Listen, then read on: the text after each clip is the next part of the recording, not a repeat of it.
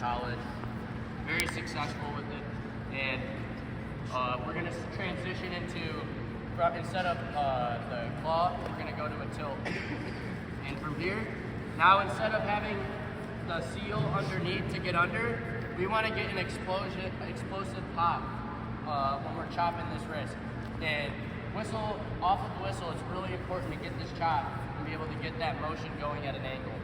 So from here, instead of being underneath, we're going to be over top, and I like to twist it a little bit so you have that extra pop from when that whistle blows. So once again, tight, and not a tight waist, but I'm squeezing, pulling myself in, and I'm twisting the arm here, and my leg's not all the way back here because I'm not going to get a strong pop. We don't want to be extended, or else we're losing that power. So I like to keep my leg as close as I can without touching his butt. And so we're keeping a tight waist, or not tight waist, keeping tight to him. This hand is staying strong in the elbow. So right off the whistle, we're going to use that, and we're going to thigh pry at the same time. So 1, 2, boom. And that's right there. You see how his shoulder went down to the mat? That's the goal. That's the goal we want whenever we're getting that explosive pop. Because if he does try to stand up here, 1, 2, it stops that momentum. And see how my knee here is right in between his butt? That's gonna help me pressure forward on someone that's trying to keep a strong base, and it's gonna make them have a really bad position.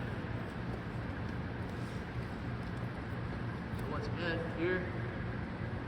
Chopping and thigh prying, pressure. Once I get that shoulder to the mat, now I can use this hand here that's not on the arm to grab this wrist, find it. Once you find it, I'm going to keep using this knee to pressure in and flatten them out. Once I flatten them out here, I like to keep it tight here and lower and throw my elbow down low. You don't want to throw a tilt in when our elbows are up here and we're high here.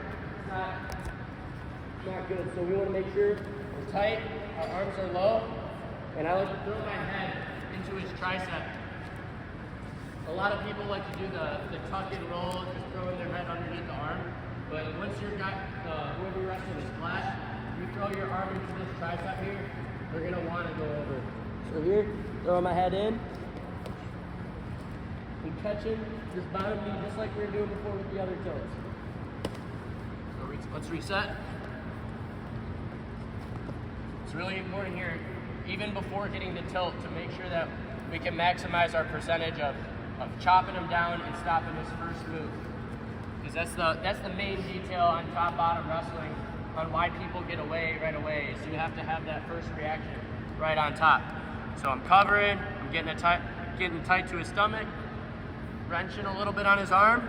Once that whistle blows, I'm thigh prying with that hand on the belly, and I'm chopping, getting that shoulder down. My knee is right here, his butt, pressure. I found the wrist, keeping my elbow low, driving off my toes here. Find his tricep. Once I find his tricep here, I'm driving my head into it and circling my feet off to the side. Elevating this foot here, making sure my foot's planted here so I can keep him in place.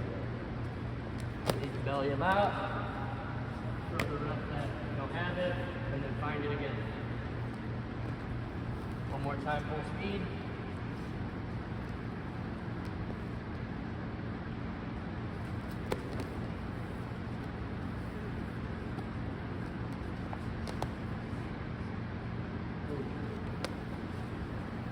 Any questions on that tilt from you guys, from the coaches?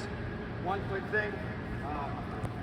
That's real simple. I feel like you guys, I can see it a lot. I just want to tell you guys now. When you notice Matt was chopping, he's not actually going taking his hand off the elbow and karate chopping down.